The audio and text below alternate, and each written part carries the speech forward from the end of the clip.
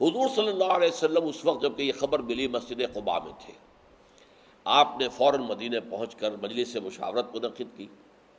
ساتھ ہی آپ نے ایک خواب بھی بتایا کہ میں نے دیکھا ہے کہ کچھ گائیں ذبح ہوئی ہیں، اور یہ کہ میں نے دیکھا ہے کہ میرا ہاتھ ایک بڑی مضبوط زرہ کے اندر ہے، اور میں نے دیکھا ہے کہ میری تلوار میں کوئی دندانے سے پڑ گئے ہیں، جیسے تلوار جو ہے وہ کچھ کسی جگہ سے اس کے اوپر چوٹ لگی ہو اور وہ وہاں پر دندانے پڑ جائیں.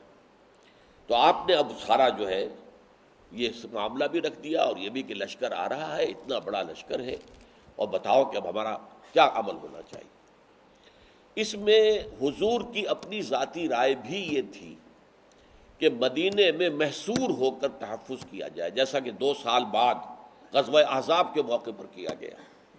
حضور کی رائے یہ تھی کہ یہ لشکر بہت بڑا ہے، اور حالات کا تقاضا یہ ہے کہ ہم کھلے میدان میں نہ جائیں، بلکہ یہ کہ مدینے میں محصور ہو کر ہم دفاع کریں.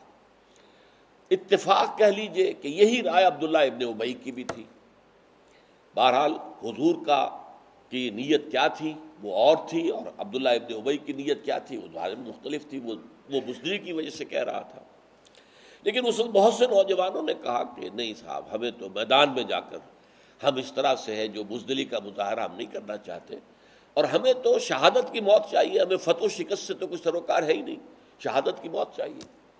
تو ان میں خاص طور پر وہ لوگ پیش تھے 2 طرح کے. ایک تو وہ کہ جو غزوہ بدر میں شامل نہیں ہو سکے تھے، اس لیے کہ غزوہ بدر کے وقت جب حضور مدینے سے روانہ ہوئے ہیں تو کسی جنگ کا تو اندیشہ تھا ہی نہیں، یہ میں تفصیل سے آپ کو بیان کر چکا ہوں.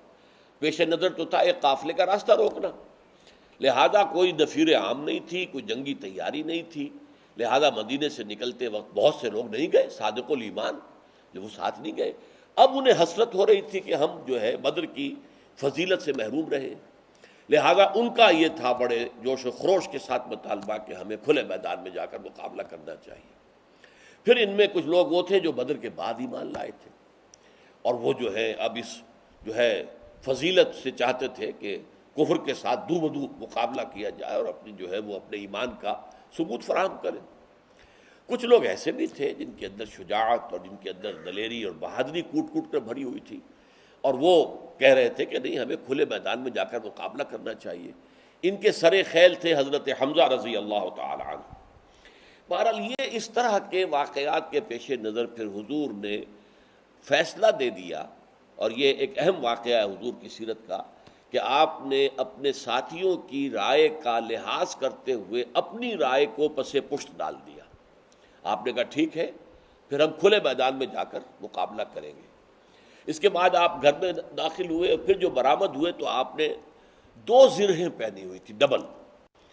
اس سے لوگوں کو اندازہ ہوا کہ کان کھڑے ہوئے کہ یہ معاملہ کچھ مختلف ہے. حضور کو کوئی وحی کے ذریعے سے یا کسی اور ذریعے سے کوئی اور حقائق کی اطلاع ہو چکی ہے، اور غالباً معاملہ جو ہے مخدوش ہے. تو اب کہا انہوں نے حضرت سعد ابن معاذ اور حضرت اسید ابن حضیر رضی اللہ تعالی عنہما نے کہ حضور ہم اپنی رائے واپس لیتے ہیں، آپ جو آپ کی رائے آپ اس پر عمل کریں. حضور نے فرمایا کسی نبی کے لیے یہ جائز نہیں ہے کہ وہ ہتھیار باندھنے کے بعد اتار دے.